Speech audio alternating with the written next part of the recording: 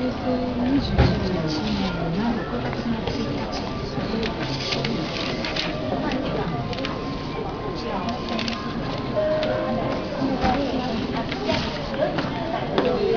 難しいという。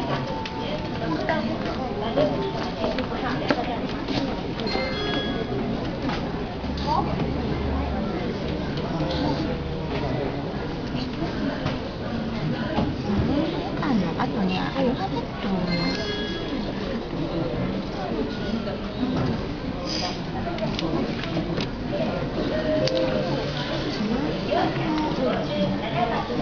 字なんですけど、下までできる字なん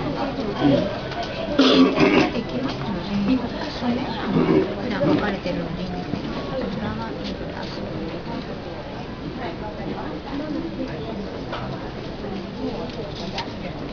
ひらがなで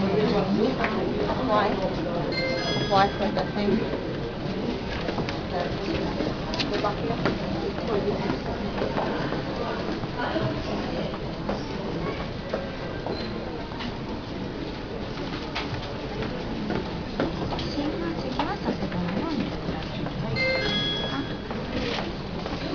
ご主人は外国人登録の方にしてあるんですけど、こちらではお一人でお住まいです。ご主人の名前にこちら。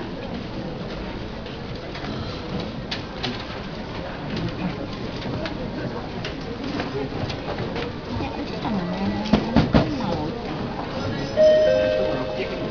620番のカードをお持ちのお客様、10番の窓口までお越しください。お母さん、これはこっちの下の名前だけなの？じゃあ前の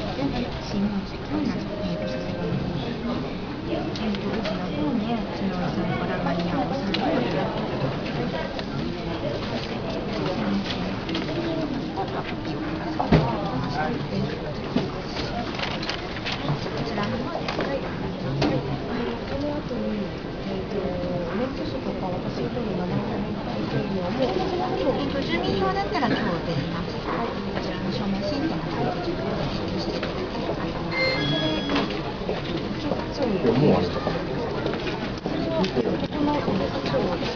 住所も管轄が分かれてるんですよ。一緒になってるかどうかちょっと分からないんですけど。こちらの方でやれば。そうですね。